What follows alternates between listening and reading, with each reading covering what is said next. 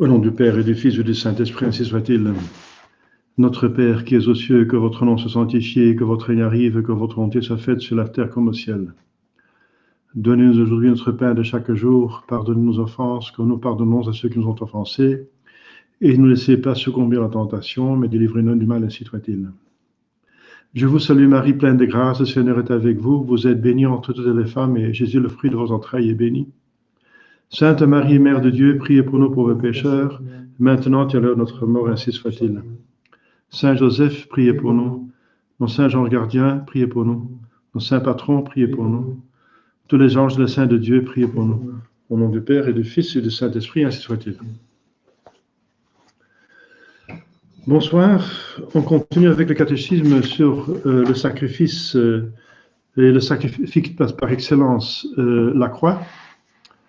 De notre Seigneur Jésus-Christ, et alors la croix rendue présente ici et maintenant pour nous, c'est la messe. Et dans la messe, on a parlé de cérémonie, et maintenant on va parler de l'audition de la parole de Dieu. L'audition de la parole de Dieu.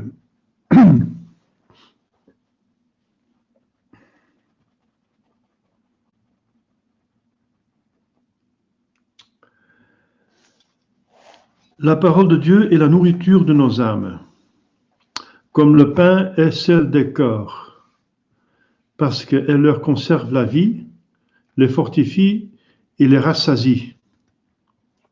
La parole de Dieu. La parole de Dieu est quelque chose de plus important qu'on pense. J'en ai parlé déjà plusieurs fois, parce que la parole de Dieu envers nous, c'est une exposition, une image, une reproduction quelque part, mais à notre niveau alors, donc moindre, du Verbe de Dieu. Le Verbe de Dieu. Donc la parole de Dieu, le Verbe de Dieu. Et la parole de Dieu, c'est tout un discours, c'est toute la révélation, mais le Verbe de Dieu, c'est vraiment un seul verbe, un seul mot.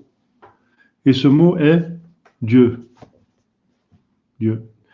Et si on dit Dieu, et Dieu le dit, alors il comprend Dieu, alors il a tout dit, il a tout compris. Donc il ne faut pas un autre mot. Il ne faut pas un autre mot, un autre langage, parce qu'en dehors de Dieu, il n'y a rien. Donc ça suffit. Largement, infiniment. Ça suffit infiniment. Le Verbe de Dieu, un seul verbe, un seul mot, en Dieu suffit, puisqu'il est tout, puisqu'il est Dieu. Le Verbe était Dieu.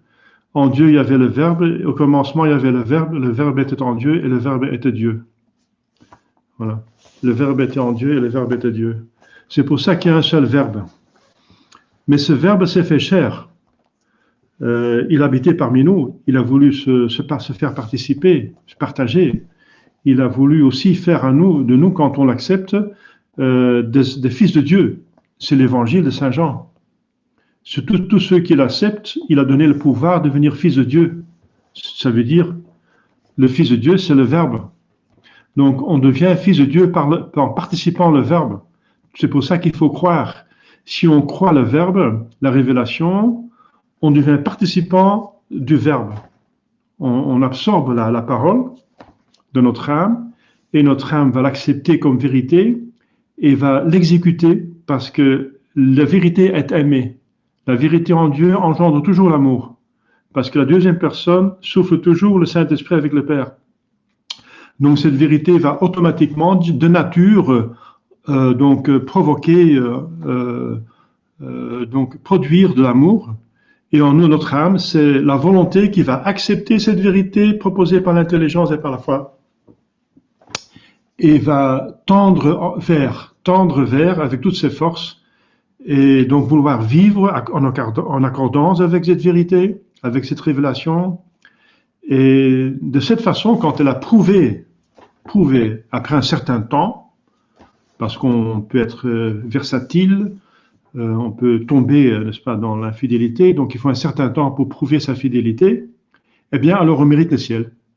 Et c'est quand on meurt, alors on va au ciel. Voilà, c'est ça la destinée de l'homme.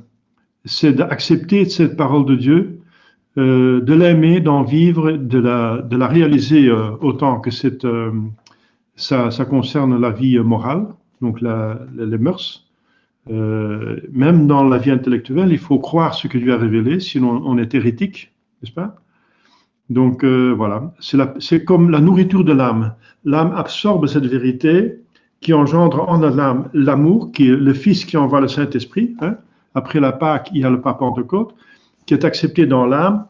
L'âme, elle va aimer, aidée par la grâce, par le Saint-Esprit, cette vérité, cette révélation. Elle va l'exécuter, elle va la vivre toute sa vie jusque dans l'éternité. Voilà. De cette façon-là, la parole de Dieu, donc la révélation, qui est une cristallisation humaine du Verbe de Dieu, qui est divin. Le Verbe de Dieu est divin, mais puisque c'est trop fort pour nous, nous n'arrivons pas à comprendre le Verbe. Nous n'arrivons pas à comprendre le mot Dieu.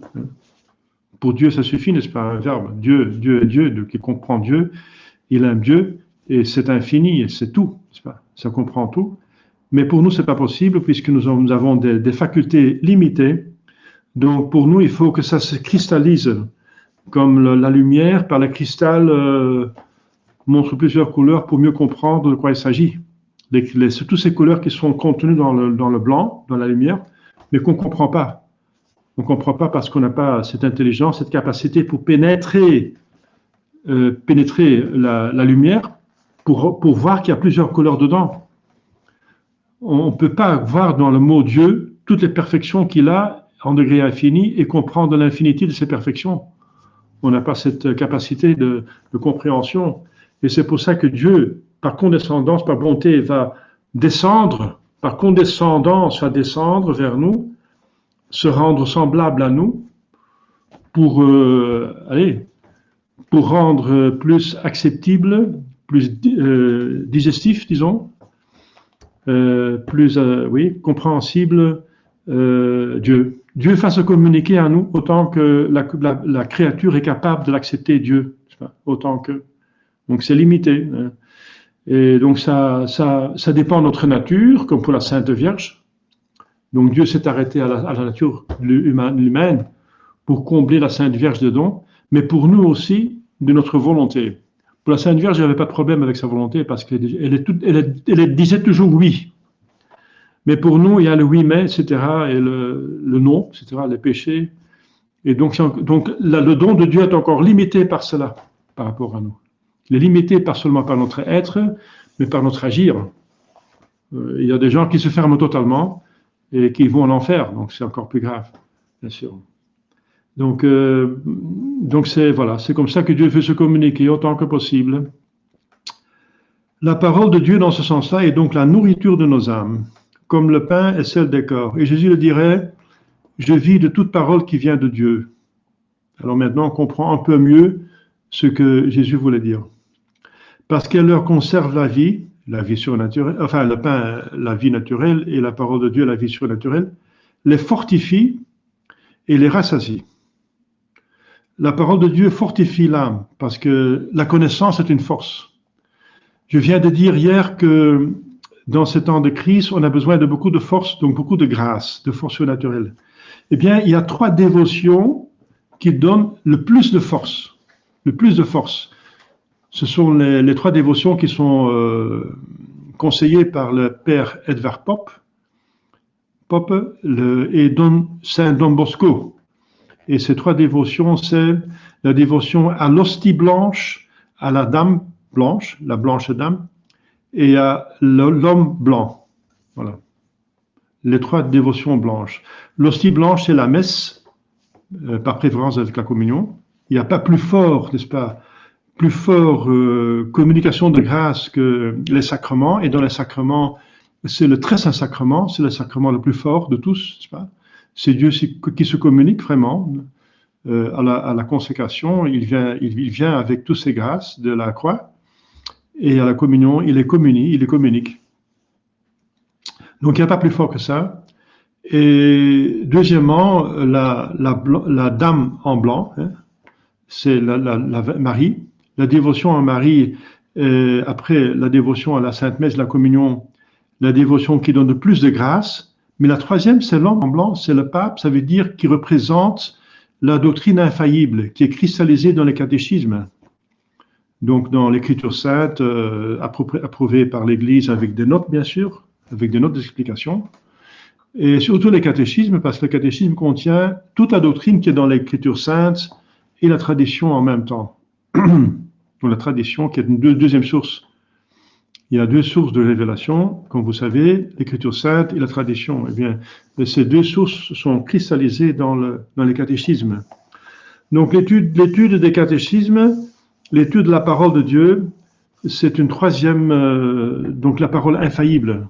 Donc là, en tant qu'elle est infaillible, certaine, une doctrine certaine, pas se disperser et s'occuper après de son temps avec des opinions, avec des bizarreries, n'est-ce pas, qui sont des probabilités, peut-être des possibilités, mais qui ne sont pas certaines. Mais il faudra se concentrer sur ce qui est absolument certain. Voilà, donc la révélation infaillible, et c'est dans le catéchisme. Le catéchisme est infaillible de par le magistère universel ordinaire. Ça veut dire que si les évêques, normalement en union avec l'évêque de Rome, hein, avec le pape, mais si on n'a pas, c'est sans évêque de pape, sans évêque de Rome, sans pape, tous les évêques du monde entier, quand ils enseignent une doctrine, puisant dans le passé, ils sont infaillibles. Parce que c'est l'enseignement de l'Église qui est infaillible. Et Jésus a dit, les portes de l'enfer ne prévaudront pas. Et ça, c'est vraiment le catéchisme. L'enseignement des évêques envers le peuple, c'est le catéchisme. Donc le catéchisme, c'est pour le peuple chrétien, c'est la source de la doctrine la plus sûre qui existe sur terre. Eh bien, donc la parole de Dieu fortifie l'âme. Vous voyez? Eh bien, selon saint Don Bosco et le bienheureux, le serviteur de Dieu Edvard Poppe, et certainement d'autres saints et d'autres sources, disent que ces trois dévotions blanches, hein, sont les dévotions qui donnent le plus de grâce, et on a beaucoup de besoin de grâce, donc il faut se concentrer sur ces trois dévotions. Alors, moi je fais mon possible, n'est-ce pas, je diffuse la messe, quand on ne peut pas venir à la messe, enfin je suis disponible pour faire la messe, et si on ne peut pas diffuser la messe, n'est-ce pas, célébrer la messe, et les gens ne peuvent pas venir, alors on diffuse la messe, et je donne le catéchisme physiquement, quand les gens sont là, n'est-ce pas, dans les centres de messe, je donne le catéchisme autant que possible, et même par Internet. Mais une troisième chose qui me manque, c'est peut-être le chapelet.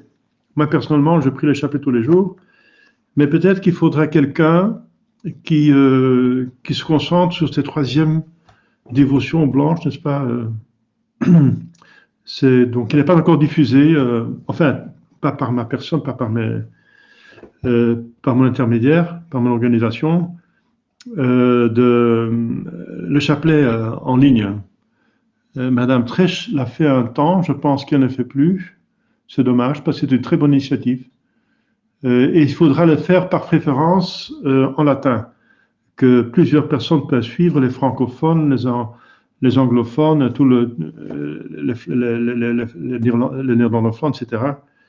Que tout le monde puisse suivre, mais ce soit d'être régulièrement, chaque jour à une certaine heure, chaque jour, comme je dis, chaque jour à une certaine heure la messe, chaque jour à une certaine heure, une personne devrait le faire. Ah bien, Julien a dit je peux le refaire, eh bien ça c'est tant mieux. Hein. Alors il faudra convenir une heure, parce que vous êtes là en Amérique, bientôt vous êtes en Égypte, donc il faut voir l'heure, donc il faut tenir compte de l'heure que les gens sont disponibles. Plutôt le soir pour les gens qui travaillent, le matin c'est trop tôt, hein, et donc le soir. Mais il faut tenir compte que les gens mangent, hein, ils prennent le repas du soir, et ils ont encore une petite vie de famille, donc il faut voir un petit peu, peut-être, je sais pas, il faudra voir avec les gens. Entre 5 et 6, les gens mangent, je pense. 6, 7, 8, 9, 10 heures, enfin, l'horaire de Bruxelles, de Paris, hein, je pense, enfin, peut-être 9 heures, je sais pas. Parce qu'à 8 heures, j'ai le catéchisme, alors jusqu'à 9 heures. Donc, à 6h30, c'est la messe. Après la messe, moi je mange parce que je suis à jeûne. Après les catéchines, peut-être à 9 heures. Donc peut-être 9 heures tous les jours, ce sera une bonne heure. À la bonne heure, voilà. 21 heures, oui, voilà. Eh bien, si Julia, est-ce que vous pouvez le faire en latin? En latin. Donc, les mystères, vous pouvez les annoncer en plusieurs langues, hein, mais pour que tout le monde, le maximum de personnes puissent suivre, c'est mieux de dire en latin. Et en plus, c'est une langue sacrée, donc c'est un sacramental, cette langue. Et ensuite, c'est c'est la langue paternelle de l'Église, notre mère. Voilà. Bon, je continue ici avec le catéchisme. Alors, si c'est comme ça, bien, on va encore voir les modalités, hein, parce que je peux vous communiquer alors le site, hein, par exemple. Je peux vous donner après la messe. Je peux après la messe vous faire presenter, hein, host. Et alors vous prenez, on arrête l'adoration de ce sacrement, enfin la vue sur le sanctuaire, et à 9 heures jusqu'à 9h30 peut-être, je ne sais pas combien de temps là ça dure, vous pouvez faire par click meeting. Donc si vous êtes sur click meeting, je vous donne la communication de prendre la guidance, voilà. Parce que moi, malheureusement, enfin heureusement pour moi, malheureusement, moi j'ai mon bréviaire à faire et voilà. Donc j'organise, mais j'ai un autre horaire donc qui ne convient pas avec cela. Donc c'est bien que quelqu'un le prenne sur soi. Donc voilà, c'est bien. Alors c'est bien si on avait les trois blanches, les dévotions blanches sur Internet. Pas seulement sur Internet, parce qu'on le fait aussi. Je suis certain que tout le monde de vous dit le chapelet chez vous, mais que c'est en plus sur Internet pour stimuler les gens, les fortifier, voilà. Très bien. Donc, la parole de Dieu, c'est la nourriture de l'âme qui fortifie et rassasie l'âme. Au niveau surnaturel, bien sûr. Elle nous fortifie en déterminant notre volonté au bien. Elle est un marteau qui brise les rochers, dit Jérôme 23. La parole de Dieu, les rochers, ça veut dire les cœurs durs, parce qu'elle pénètre dans tous les cœurs. Quand Dieu parle, il touche l'âme, n'est-ce pas? Elle est plus affilée qu'un glaive à deux tranchants, dit saint Paul dans Hébreu. En deux tranchants, parce qu'il faut choisir. En deux tranchants, il faut choisir. Elle coupe vraiment en deux l'humanité. Il faut se mettre du côté droite, mais on peut se mettre du côté gauche. Mais on n'a plus la possibilité d'être neutre. C'est plus parce qu'elle coupe vraiment jusqu'au fond, n'est-ce pas? Deux tranchants. Donc elle coupe, donc il n'a pas possibilité de tenir au milieu, parce qu'on ne peut pas être coupé en deux, puisque l'âme est une, elle ne peut pas être divisée. Donc forcément, on se trouve d'un côté ou de l'autre côté du glaive. Il faut se trouver du bon côté, du côté droite. Jésus disait, mettez-vous à ma droite. Voilà. Au jugement dernier, les agneaux, ça veut dire les fidèles, en état de grâce seront à la droite, et les boucs, ça veut dire tous les autres personnes en état de péché mortel à la gauche, qui vont en enfer. Et les agneaux, ça veut dire les brebis, vont, ça veut dire les âmes qui ont suivi Jésus vont au ciel. Glaive à deux tranchants. Donc c'est un glaive qui pénètre, la parole de Dieu pénètre. Elle a une force en elle-même. C'est pour ça, c'est très curieux, n'est-ce pas? J'ai l'expérience quand je prêche la retraite Saint-Ignace et on fait la méditation de la passion de Jésus-Christ. Alors, on peut prendre multiples textes, beaucoup de textes de saints, de pères d'église, de gens pieux, n'est-ce pas, qui ont médité la passion de Jésus-Christ. On peut voir le film de Mel Gibson.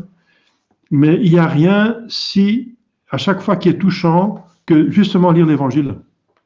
Juste lire, il y a les 4 évangiles, bien sûr.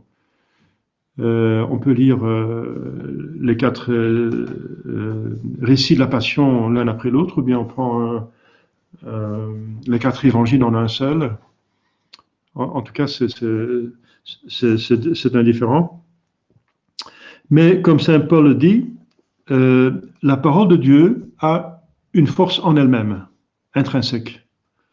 Donc le fait que vous citez l'évangile, la parole de Dieu, ça a une force en soi. C'est Dieu qui parle à travers de votre bouche. C'est quelque chose de très, très curieux. Même si c'est l'évangile qu'on a déjà entendu plusieurs fois et que les récits est assez court, mais il pénètre dans l'âme. C'est un glaive à 2 tranchants, la parole de Dieu. C'est pour ça qu'il faut connaître le catéchisme, la parole de Dieu donc transmise par la tradition et par l'Écriture sainte. La prédication ébranle les cœurs comme l'éclair et le tonnerre, dit saint Jérôme. Par le tonnerre des menaces divines, comme devant le Sinaï, pour impressionner les pécheurs, n'est-ce pas, endurcis, pour les convertir, parce que ce peuple israélite était un peuple dur, qui a souvent résisté à la grâce.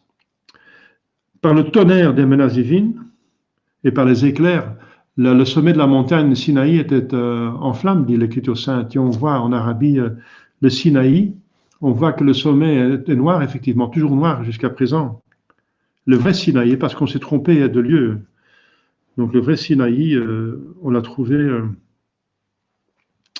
est encore maintenant noir. Il était en flammes, disait donc. C'est pour impressionner, c'est pour mettre la force, pour montrer que c'est sérieux, que c'est très très sérieux. Elle réveille les hommes pour leur salut, du sommeil de l'indifférence. Elle est la charrue qui remue le sol de l'âme et en déracine les épines du vice, dit saint Jérôme encore. Elle est un feu qui dévore la rouille du péché et enflamme l'amour de Dieu. L'amour de Dieu. Encore saint Jérôme.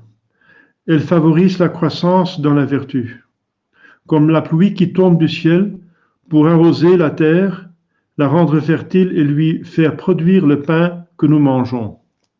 Rorate celi super et nubes puantiustum. Donc, que les eaux du ciel pleuvent, la rosée, et la terre va engendrer le juste. Eh bien, le ciel qui arrose la terre, c'est le Fils de Dieu qui vient sur terre, et la terre va engendrer, c'est le juste, ça veut dire la Sainte Vierge, qui est la terre. C'est un humain comme nous, fait à partir via Adam et Ève, de l'immonde de la terre. Notre corps a été fait à partir de l'immonde de la terre. Eh bien, la Sainte Vierge est terre, et elle a engendré terra germinat justum. Elle a germiné, elle a engendré le juste, Jésus-Christ. C'est ce qu'on chante, on a chanté à l'avant. La parole de Dieu rassasie, elle calme la faim de l'âme et en lui donnant le véritable contentement. Parce que l'intelligence est faite pour la vérité. Mais la vérité de connaître tout. L'homme a une tendance naturelle à tout comprendre et à tout connaître. Alors, aussi longtemps qu'il comprend et ne connaît pas tout, il reste quelque part à sa fin. F-I-M. Donc, il reste quelque part insatisfait. Et quand Dieu se communique, alors c'est l'infini qui se communique, l'infiniment véritable, bon et juste, et la beauté en personne, alors notre âme est rassasiée. Celui qui vient à moi, dit Jésus-Christ, n'aura jamais faim. Voilà, Saint Jean 6. On n'a plus de faim parce que on a tout avec Dieu, on est même comblé, n'est-ce pas? On est comblé. Dans le ciel, les saints sont comblés, n'est-ce pas? Ils n'arrivent même pas à pénétrer tout, ils n'arrivent pas à boire tout Dieu, n'est-ce pas? Le contenir totalement. Dieu est infini. Alors, il se communique autant qu'il peut se communiquer. Mais il reste quelque chose d'infini, incommunicable. Il reste encore infiniment incommuniqué par impuissance de la créature pour l'accepter. Mais dans le ciel, ce sera déjà un maximum que la créature puisse accepter. Mais il y aura toujours une infinité en Dieu qu'on ne comprendra pas jamais. Mais l'un va le comprendre plus que l'autre. C'est sa différence dans le ciel. La Sainte Vierge comprend plus de Dieu que nous, etc. Pour comprendre Dieu totalement, il faut être Dieu. Donc, ce n'est pas possible. Donc, Dieu se communique autant que possible. L'âme indifférente à la parole de Dieu risque de perdre sa vie, bien sûr, parce qu'on est fait pour Dieu. Alors, si on loupe la fin FIN de sa vie, alors on loupe le sens de sa vie et notre vie devient insensée. Nous devenons un être insensé qui n'a pas de sens et qui n'a pas de raison d'être. Parce que c'est le sens qui donne la raison d'être. La raison d'être, c'est le sens, c'est la fin de la chose. Et si la chose n'atteint pas sa fin, elle n'a plus de raison d'être, et elle est jetée dans la poubelle. C'est la géhenne, l'enfer. Risque de se perdre sa vie, donc la vie surnaturelle, et même naturelle. Enfin, elle restera en vie éternellement parce que l'âme est immortelle.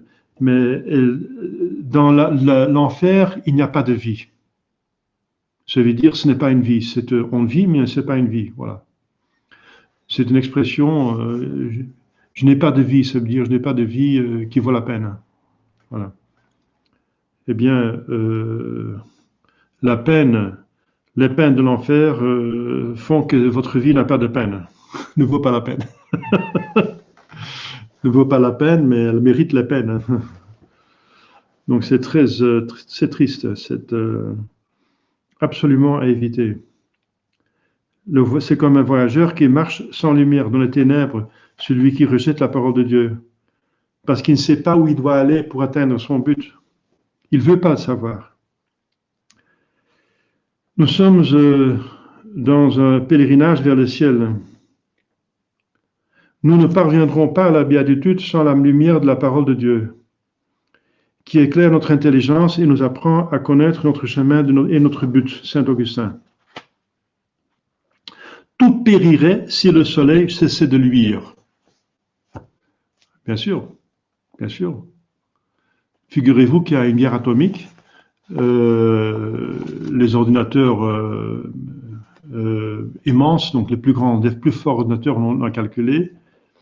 S'il y a une guerre atomique entre les États-Unis et la Russie, eh bien la plus grande catastrophe, c'est toute la poussière qui va être par les bombes jetées en l'air, et ça va obscurcir l'atmosphère.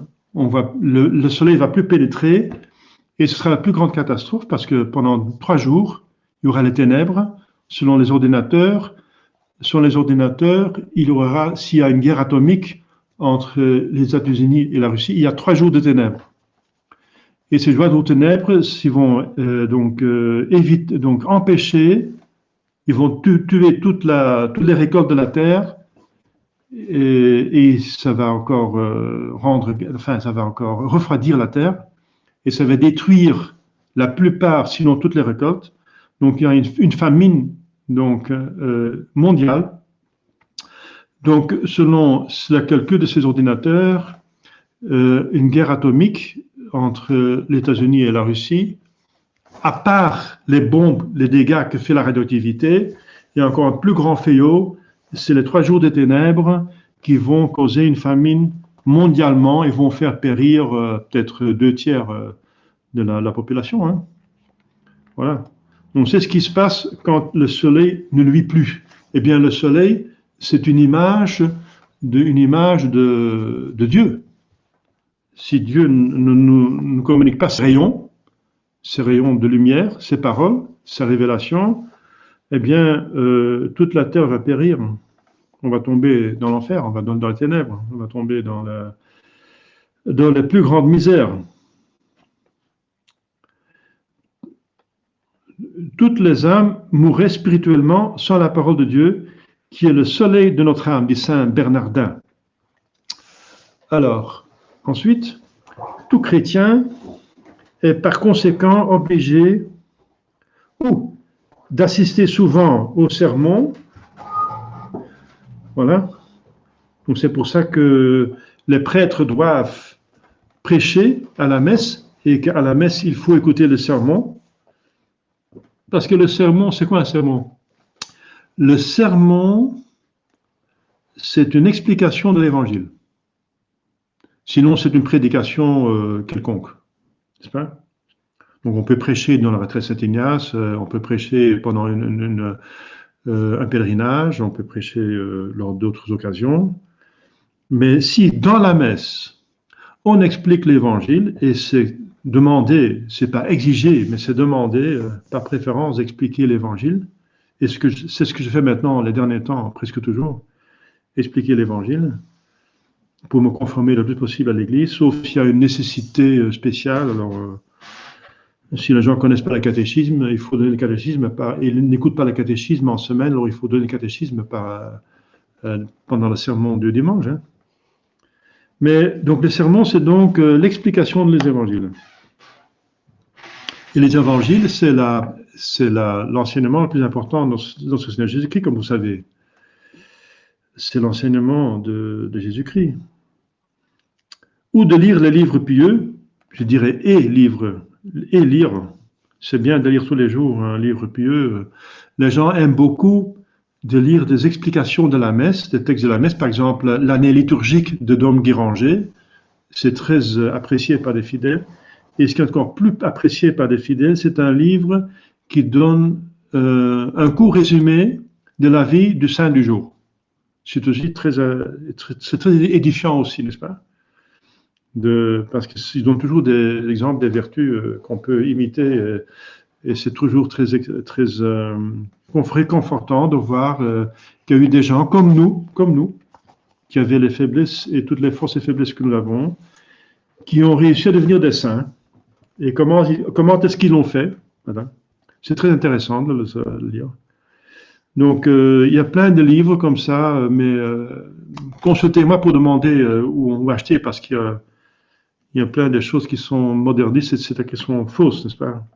Il y a encore des faux saints, hein, comme récemment encore il y a toute une controverse autour de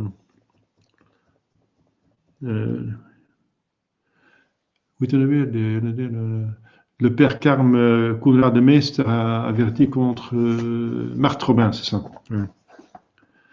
Il a pendant des années étudié et il a selon lui, n'est-ce pas, Marthe Robin, c'est une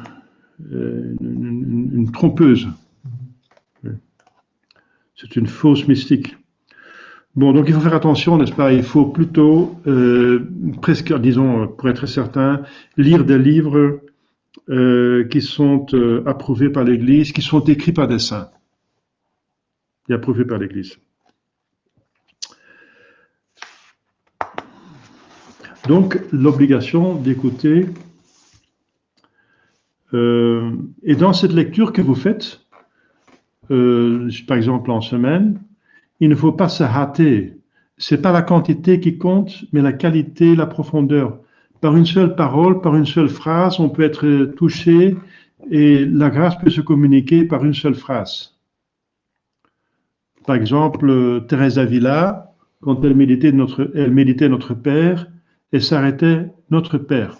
Elle méditait le mot Père. Et pendant peut-être une demi-heure, 3/4 d'heure, elle était en train de méditer cela. Le fait que Dieu est notre Père.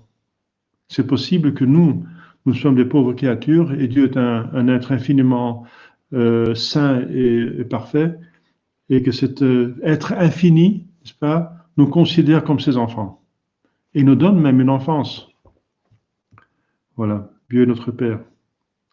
Alors, elle a médité là pendant 3/4 d'heure et ça lui a fait beaucoup de bien. Un seul mot, n'est-ce pas, dans un livre de prière. Donc, ce n'est pas la quantité qui compte dans l'Église, dans la surnature, ce n'est pas la quantité qui compte, mais c'est la qualité et l'intensité. l'intensité, les qualités plutôt. Parce que la quantité a plutôt affaire à la matière, ce qui est grand, petit, n'est-ce pas? Mais dans le monde des esprits, c'est plutôt la qualité.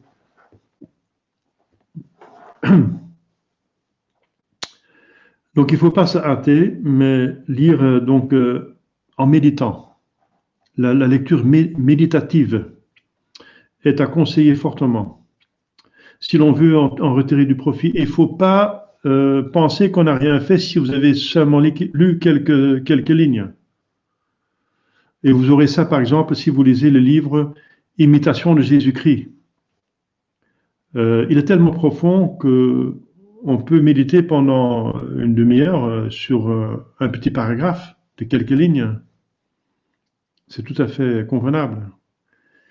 Et les pères d'Église disent, si vous trouvez sur une méditation, une parole, une idée, vous trouvez de l'attirance, de la suavité, de la grâce, vous trouvez Dieu quelque part en sorte, le Saint-Esprit, ça vous parle, en langue moderne, on dirait ça vous interpelle, dans le bon sens.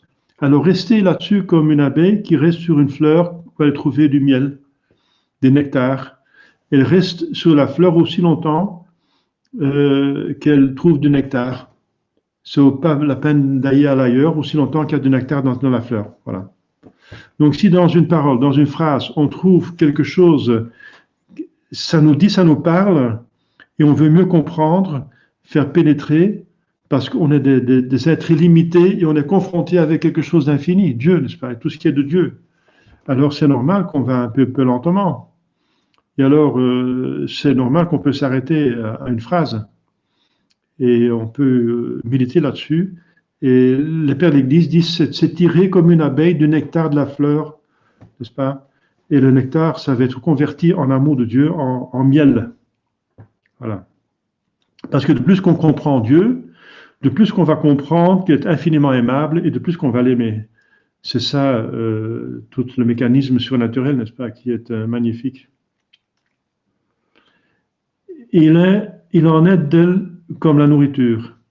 Si l'on avale sans mâcher, ou si l'on mange plus que l'estomac ne peut digérer, la nourriture ne profite pas.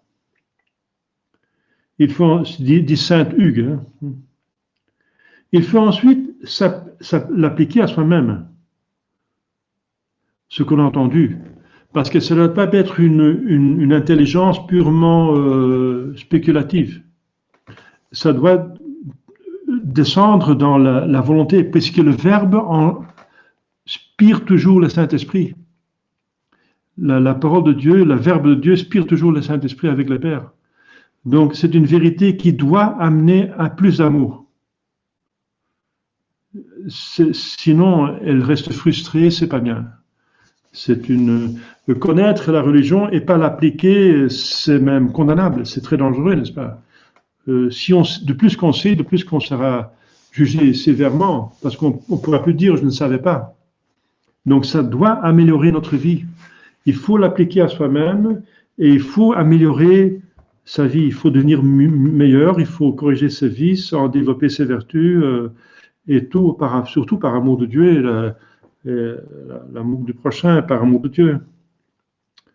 Donc il faut absolument veiller à ce que ça donc il y a des fruits, voilà. Jésus dit tout arbre qui ne porte pas de fruits va être coupé. Eh bien, l'arbre de la méditation doit porter des fruits, ça veut dire rendre votre vie meilleure. Hein? Ça, c'est la prière du publicain. Il sortait justifié, il était meilleur, il avait pardon de ses péchés. La prière du pharisien l'a rendu pire. Il a prié, mais il n'a pas amélioré sa vie. Au contraire, il est resté dans ses vices. Eh bien, cette prière du pharisien était condamnée. La prière doit être fructueuse. Elle doit toujours être fixée sur l'amélioration de notre vie, l'acheminement, bien sûr, plus amour de Dieu. Mais l'amour de Dieu se concrétise dans des actes. Jésus a prouvé qu'il nous aime et aime Dieu en mourant sur la croix, n'est-ce pas? il faut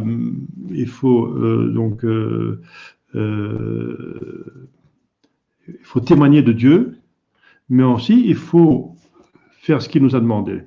Et c'est même encore plus important parce que si on demande à Jésus-Christ comment aimer Dieu, il va dire, eh bien, vous m'aimerez si vous gardez mes commandements. Et c'est croire, parce qu'il demande de croire, hein, votre foi vous a sauvé, mais aussi de tenir tous les commandements, hein. Les 10 commandements de Dieu donnés à Moïse et la loi évangélique. Celui qui se promène dans un beau jardin et goûte les parfums qu'il répand en emporte ordinairement quelques fleurs pour respirer à son aise leur bonne odeur. De même, après la lecture spirituelle, il faut cueillir un bouquet de pieuses pensées et réfléchir pendant la journée. Il faut dire qu'est-ce que ce texte peut m'apporter à moi pour me rendre meilleur. Ça, c'est l'idée maîtresse de chaque lecture spirituelle. C'est donc pas la pure curiosité pour savoir. C'est même très dangereux parce que ça peut rendre coupable quelqu'un qui sait mais qui ne s'améliore pas, il est encore plus coupable qu'avant. Donc alors on régresse au lieu d'avancer. Voilà. Mais pour des hommes de bonne volonté, il n'y a pas de problème, hein. Ça c'est sûr. Ça ne veut pas dire qu'on tombe par faiblesse encore dans les péchés, c'est autre chose. Mais en tout cas, on veut avancer, on fait tout ce qu'on peut, n'est-ce pas, pour avancer, on s'applique. Mais c'est une faute d'appliquer aux autres la parole de Dieu et de ne pas s'appliquer à soi-même. Je connais des personnes qui ont des sites sur Internet et qui propagent beaucoup de belles choses, mais qui eux-mêmes n'ont pas de problème avec des péchés mortels. Ça, c'est très mauvais, n'est-ce pas? Donc, pas de problème avec des péchés mortels, mais pour le reste, ils font la leçon à tout le monde. Eh bien, c'est très grave. Saint François d'Assise disait « Je vous interdis à ses disciples ». Il disait aux membres de sa congrégation qu'il venait de fonder, il disait « Je vous interdis de parler d'une vertu aux autres si vous ne l'appliquez pas vous-même ». C'est du phariséisme, donc c'est condamné par Jésus-Christ. Il dit, vous êtes des hypocrites. Donc il faut s'appliquer à soi-même en premier lieu, et surtout à soi-même. Donc je répète, c'est une faute, dit le catéchisme, d'appliquer aux autres la parole de Dieu et de ne pas se l'appliquer à soi-même. Ou quand vous entendez un sermon, il dit « Ah, l'abbé, il a bien parlé, et que tous ces gens doivent se convertir. » Mais on oublie de penser que moi-même, je dois me convertir. Il est prêche toujours pour les autres, mais pas pour moi. C'est pas convenable. Alors, le ego est trop grand, n'est-ce pas? Le ego est trop grand. Il y a des gens qui doivent avoir une porte de 4 mètres de hauteur pour pouvoir rentrer quelque part parce que leur ego se trouve à 2-3 mètres au-dessus d'eux-mêmes. Donc, ils doivent un peu user de l'humilité, n'est-ce pas? S'appliquer à soi-même, hein, comme Saint François d'Assise. Moi, je suis le plus grand pécheur du monde. Pourquoi tout le monde court après toi, François? Demandait quelqu'un. Eh bien, c'est parce que je suis le plus grand pécheur du monde. Et que si les gens voient que si moi, le plus grand pécheur du monde, est capable d'un petit peu de sainteté, alors ils prennent du courage. Voilà. Et c'est pas un menteur, donc il ne pouvait pas exagérer. Pourquoi il se considérait comme le grand pécheur du monde? Eh bien, parce qu'il ne peut pas juger les autres. Il voit peut-être que les autres font beaucoup de mauvaises choses. Il y a des voleurs, des menteurs, des arnaqueurs, etc., des brigands, etc. Mais on ne peut pas juger les autres, donc on ne sait pas dans quelle mesure ils sont coupables. Et j'ai dit, ne jugez pas, ne condamnez pas. Donc, c'est pour ça que Saint François dit, moi, je suis le plus grand pécheur du monde. Parce que moi, je connais mes propres fautes. Je ne connais pas les autres, mais je connais les miens. Les autres, c'est douteux, hein, pour autant qu'ils sont coupables. Je vois qu'objectivement, ils sont peut-être mauvais, mais je ne peux pas les juger dans leur subjectivité, dans leur conscience. Donc, il disait, moi, je suis le plus grand pécheur du monde. Eh bien, on peut tous dire la même chose. comme saint François. Moi, je suis le plus grand pécheur du monde. Donc, ou d'écouter le prédicateur pour le critiquer.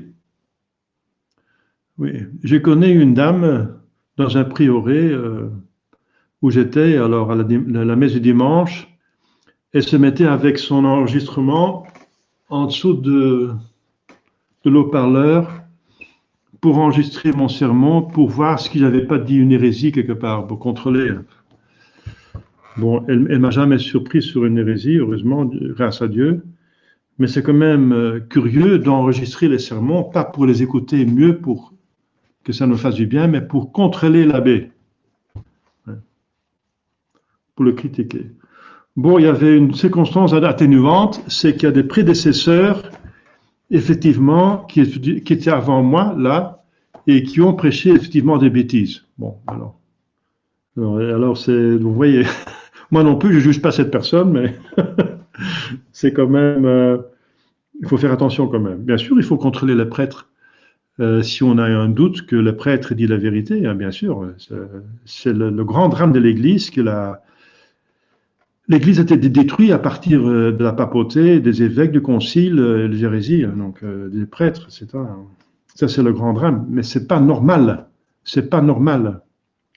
C'est pas la situation normale. C'est l'exception qui confirme la règle. Alors, faut pas oublier la règle que si un prêtre il n'est pas hérétique, eh bien, écoutez-le et sachez que c'est Dieu qui parle à travers du prêtre et que voilà, et je dois essayer de m'appliquer à moi-même. Comme le prêtre, il va appliquer ce qu'il dit à soi-même aussi. Hein, pendant qu'il parle, il parle aussi à soi-même. Hein. Ça vaut aussi pour le prêtre.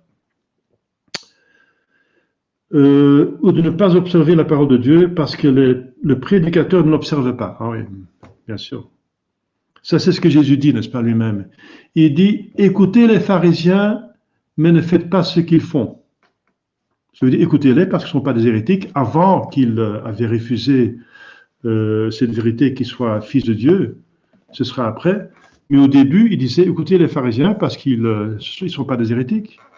Les sadduciens étaient des hérétiques parce qu'ils ne croyaient pas à la résurrection. Mais les pharisiens n'étaient pas des hérétiques. Donc écoutez leurs paroles, mais n'imitez pas ce qu'ils font parce qu'ils donnaient un mauvais exemple. Ils n'appliquaient pas eux-mêmes.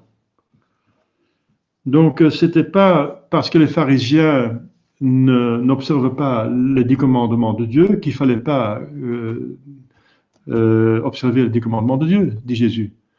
Ce qu'ils disent quand ils expliquent les 10 commandements de Dieu, il faut les écouter parce que ça vient de Dieu. Mais s'ils n'observent pas, il ne faut pas les imiter. C'est vrai que c'est très dur pour un peuple de faire comme ça, c'est très dur. Parce que tout ennemi de l'Église sait que le meilleur moyen pour détruire l'Église, c'est de pourrir le sacerdoce. Que le meilleur moyen de sanctifier un peuple, c'est de faire des saints prêtres. C'est ce que Lefebvre a essayé de faire. Et que beaucoup d'évêques ont essayé de faire, de saints évêques. Mais l'inverse est vrai aussi. La manière plus efficace pour détruire la religion d'un peuple, c'est de détériorer, de corrompre le clergé. Voilà. Et c'est ce qui s'est passé avec Vatican II. Hein. Et vous voyez l'apostasie générale que ça a causé. Mais c'est pas bien. C'est pas bien.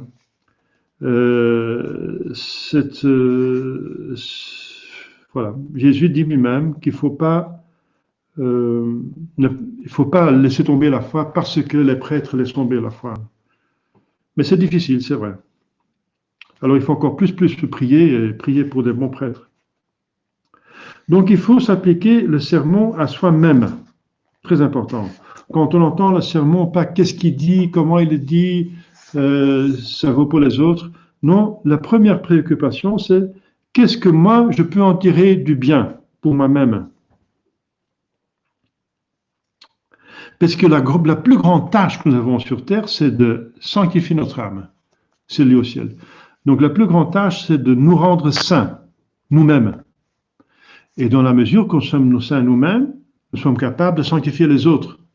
Parce qu'on ne peut pas donner ce qu'on n'a pas. Si vous voulez convertir le monde, faites en sorte que vous êtes des saints vous-même. Et de plus que vous êtes saints, de plus que vous avez un impact sur les autres. Voilà. Donc il y a encore une mauvaise conception que je dois... Au fait, il suffit que je connais quelque chose de la religion, et puis j'en vais parler partout pour convertir les gens, mais ça ne marche pas comme ça, hein. Et en pensant que les gens vont éventuellement encore devenir plus sains que moi, non, ça marche pas tellement comme ça, n'est-ce pas? Ce sont des saints qui font des saints. Saint Don Bosco, c'est par Don Bosco que comment s'appelle-t-il, Dominique Savio est devenu saint. C'est par le père Pope que Hermann Wens est devenu saint. C'est par François de Sales que Sainte de Chantal est devenue sainte. C'est par Thérèse Avila que Saint Jean de la Croix a été stimulé, n'est-ce pas? C'est par Saint François d'Assise que Claire d'Assise est appelée. Donc on voit ça qu'un saint engendre d'autres saints, n'est-ce pas? Et pour devenir saint, eh bien, c'est un moyen de chercher des saints et de vivre avec eux, n'est-ce pas? Voilà. Mais c'est difficile de trouver des saints dans l'époque actuelle, hein.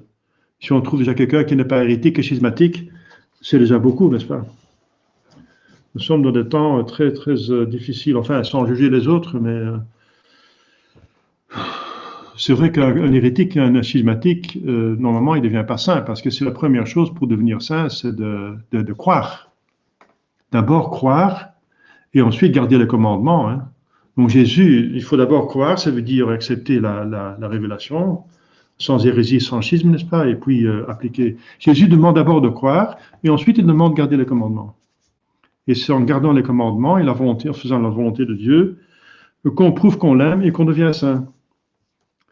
Donc là, le premier pas de la sainteté, c'est d'accepter la vraie foi. C'est le premier pas. Si on n'a même pas cela, il n'y a pas question de sainteté. Il n'y a pas question de sainteté en dehors de l'Église catholique, la vraie Église catholique.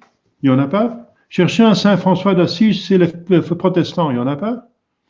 Cherchez un Saint François d'Assise, un Saint Benoît chez les bouddhistes, chez les hindous. On a des fakirs, n'est-ce pas, qui vont s'asseoir sur des épines, qui vont s'asseoir sur des punaises, mais ce n'est pas la sainteté, hein, c'est une question de maîtrise du corps. Ce sont des techniques corporelles. Ce n'est pas la sainteté, hein, de s'asseoir de dormir sur un lit d'épingles. C'est pas de la sainteté, hein, c'est du cirque plutôt, hein. C'est du cirque. Voilà. Donc, pour la sainteté, il faut d'abord la foi. La foi. La foi, c'est la racine de l'arbre. C'est vrai que la sainteté, ce sont les arbres, ce sont pardon, c'est le tronc, les branches, le feuillage et les fruits, n'est-ce pas, les fruits. Mais pour avoir des fruits, il faut d'abord une bonne racine. Si la racine est pourrie, l'arbre tombe, hein. Eh bien, la racine, c'est la foi. Donc, c'est fondamental. Donc, la première chose pour acheminer vers la sainteté, c'est vérifier la foi. Le Père Pope, par exemple, c'est le dernier prêtre ici en Belgique qui était encore enfin, un des, parce qu'il y en a d'autres encore, il y a encore le Père Paul de Molle. Mais le Père Pope, eh bien, il citait tout le temps Denzinger. Tout le temps, il citait Denzinger. Denzinger, c'est vraiment le manuel de l'enseignement infaillible. Quand il parlait, quand il enseignait, il citait le Denzinger. Première chose, c'est l'authenticité de l'enseignement. C'est le fondement. Sinon, pas question de sainteté. On n'a pas même commencé la sainteté si on n'a pas la vraie foi. C'est ça le drame de tous ceux qui dévient, n'est-ce pas, de la foi, qui tombent dans des hérésies, dans des erreurs, dans des schismes, etc. C'est vraiment très, très, très difficile actuellement, la situation, et le bon Dieu va certainement intervenir. Voilà. Celui qui assiste au sermon ou lit les livres pieux avec assiduité fera plus facilement son salut. Voilà. C'est la conséquence logique de ce qu'on vient de dire. Celui qui est de Dieu, dit notre Seigneur Jésus-Christ, entend la parole de Dieu. L'entend, ça veut dire ça pénètre, et il la comprend, n'est-ce pas? Saint Jean, 8e chapitre. Celui qui est de Dieu, ça veut dire celui qui aime la vérité et celui qui est droit, n'est-ce pas, qui Celui qui est de bonne volonté, n'est-ce pas?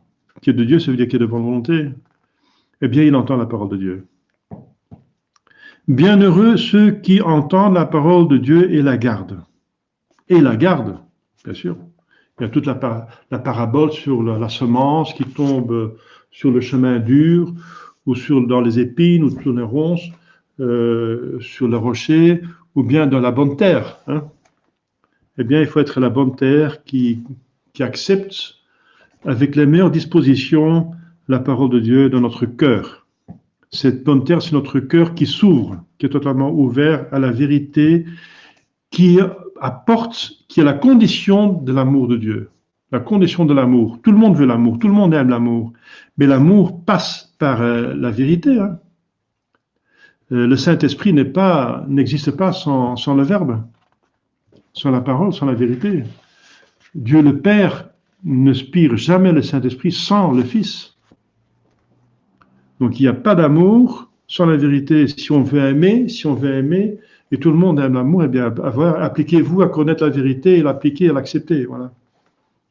Donc vous devenez de bons catholiques hein, qui sont dignes de ce nom, de cette appellation. Celui qui aime entendre parler de Dieu possède l'amour de Dieu. C'est ça que ça veut dire.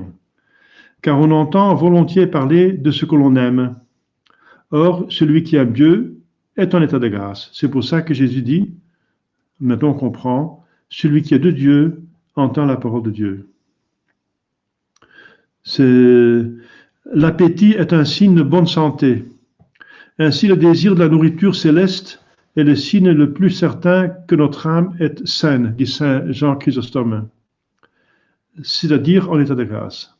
Le dégoût que l'on éprouve pour la parole de Dieu est un signe de la maladie de l'âme, comme le dégoût des aliments est un symptôme de maladie corporelle, dit saint Antonin. Les hommes dépravés n'assistent jamais au sermon.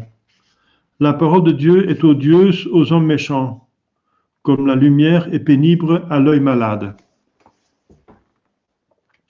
Alors, pour finir, l'utilité du sermon dépend des lumières que le Saint-Esprit donne aux prédicateurs et aux auditeurs. Donc, ce n'est pas une question de parole, n'est-ce pas? C'est une question de grâce, c'est un contact, le langage est un contact entre deux esprits. Un contact, c'est une communication de connaissances entre deux esprits. Donc, ce n'est pas le langage qui tourne. Le langage n'est qu'un moyen de communication. Mais ce qui est communiqué, c'est ça qui importe. Et ça, c'est la lumière du Saint-Esprit. C'est pour ça que quand on veut parler aux autres, pour leur faire du bien, il faut d'abord connaître la doctrine, parce qu'on doit savoir de quoi on parle. Ensuite, il faut s'adapter à l'auditoire, il faut se mettre à leur niveau. On parle d'une autre façon à des enfants qu'à des adultes. Et ensuite, il faut parler surtout des choses qui sont nécessaires à l'instant, qui sont utiles à l'instant, donc qui vont être plus faciles, ce sera plus facile pour écouter, si ça les interpelle. Hein. Et surtout, il faut prier, avoir prié et faire des sacrifices par excellence, c'est encore mieux. Prier pour que Dieu parle pendant que vous parlez à eux. C'est niveau horizontal entre hommes, hein, un homme parlant à un homme, mais que Dieu parle à cet homme en même temps que vous parlez, que Dieu parle dans son cœur, que l'esprit le touche. Parce que s'il n'entend qu'un homme parler, alors il ne sait pas que ça vient de Dieu, alors il va dire c'est votre opinion et moi j'ai la mienne, voilà. Alors moi j'aime mieux ma propre opinion que la vôtre, alors c'est l'égocentrisme humain, donc vous aurez très peu de fruits. Hein. Donc quand on parle, il faut en même temps que Dieu parle aux âmes en même temps, sinon rien ne se passe. Parce que la foi c'est un don de Dieu, c'est pas un don que nous on donne aux autres, c'est un don qui est donné par Dieu. C'est pour cela qu'avant la prédication, on invoque le secours du Saint-Esprit. C'est Dieu et non le prédicateur qui corrige les hommes. Didymus de Nice. Les prédicateurs plantent et arrosent, mais Dieu seul donne l'accroissement. 1 Corinthiens 3. Donc d'autres manières de dire la même chose. Quelque magnifique que soit le gréement d'un vaisseau, si le vent manque, on ne pourra pas mettre à la voile. Voilà, il en est de même du sermon. Quelle qu'en soit la science et l'éloquence, si le Saint-Esprit qui donne la vertu vient à manquer, tout n'est plus que vanité, dit Saint Chrysostome. Ça me rappelle des sermons que j'ai entendus dans les 60, 70, 70, donc dans la paroisse la plus moderniste du pays, et j'avais le malheur d'habiter là. Eh bien, je dois dire que les sermons, c'était magnifique en éloquence. Hein. C'était bien travaillé, c'était des chefs-d'œuvre. C'était magnifique, c'était toujours sur des choses très actuelles et que nous interprète tout ce que vous voulez. C'était très bien dit, mais il n'y avait pas de profondeur parce que c'était des choses quelconques. Il s'agissait d'être gentil avec tout le monde, etc. Mais donc il y avait, voilà, c'est dit par des modernistes. Après le sermon, on disait, mais il a bien parlé. Mais qu'est-ce qu'il a dit, je ne sais plus. Je ne sais plus ce qu'il a dit, mais c'était bien dit. Voilà. Tout ce qu'on rapporte de ce sermon, c'est qu'il a parlé d'une manière très agréable. C'est comme du théâtre, quoi. On va au théâtre pour s'amuser.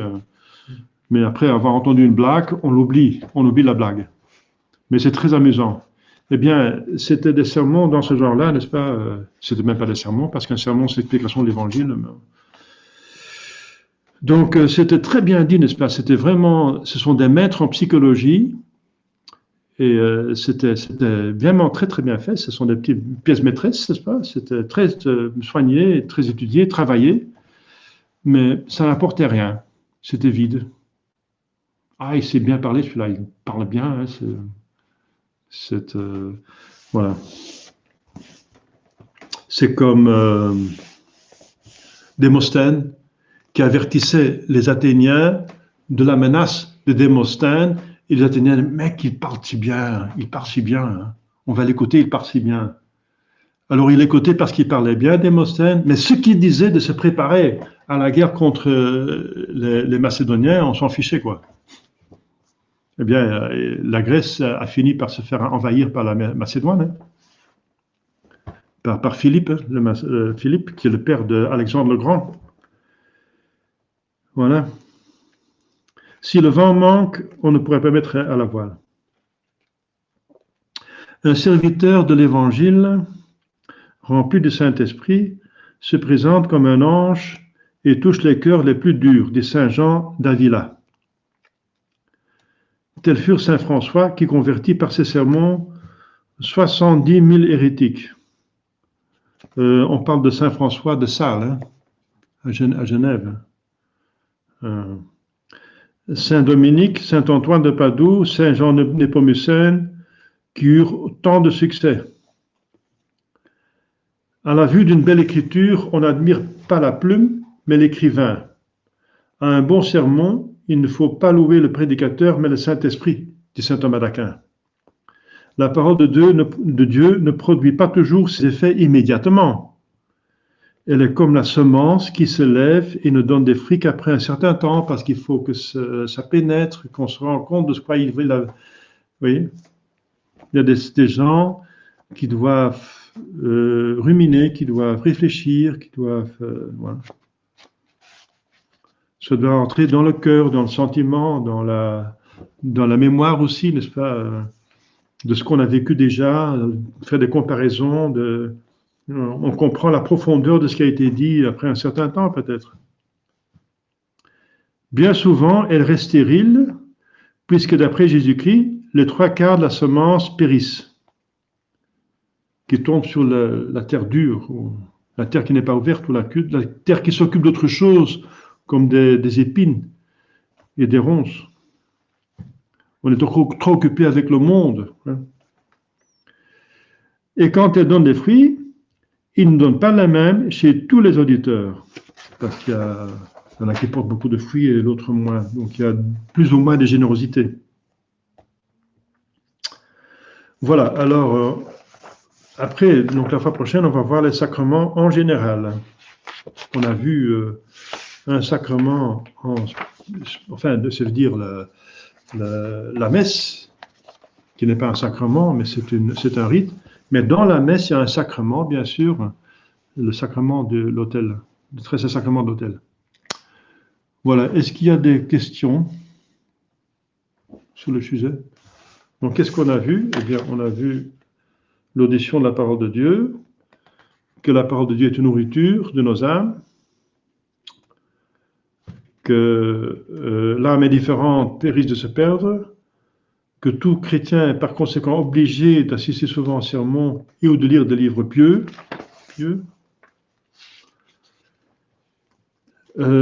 Si vous cherchez des sources, n'est-ce pas, de livres, eh bien, il y en a sur Internet téléchargeables, mais il faut faire attention, n'est-ce pas, que s'il y a une permission avant le concile ou de prêtres traditionnels après le concile. Par exemple, sur le site jésusmarie.com, il y a 2000 livres téléchargeables et, disons, 15% sont de bons livres, mais il y en a encore quelques-uns qui ne sont pas bien, hein, qui sont post-conciliaires. Donc, si vous avez des doutes, tenez-moi au courant.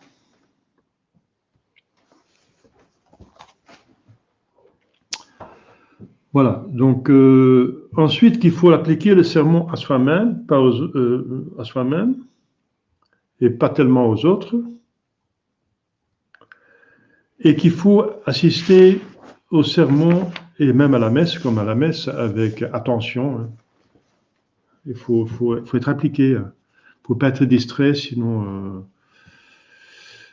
voilà, il faut, voilà, pour avoir donc les fruits, du fruit du sermon, du fruit spirituel, et que l'utilité de la prédication dépend du Saint-Esprit qui donne les lumières. Hein? Mais bien sûr, si le prédicateur est un prêtre qui est validement ordonné et qu'il enseigne ce qu'il a appris lui-même de l'Église, eh bien, il fait ce que le Dieu demande de lui. Et alors, bien sûr, l'Esprit Saint va être là, n'est-ce pas? Surtout s'il a encore bien prié pour ça. Voilà. Mais pour vous, c'est la même chose. Si vous parlez à d'autres personnes de la foi, pensez à cela, n'est-ce pas? À dire des choses certaines, qui sont absolument, qui ne sont pas disputées, et que vous appliquez par vous-même. Voilà. Encore un autre point, c'est qu'on ne peut pas parler des choses qu'on n'applique pas soi-même, sinon c'est l'hypocrisie. Voilà.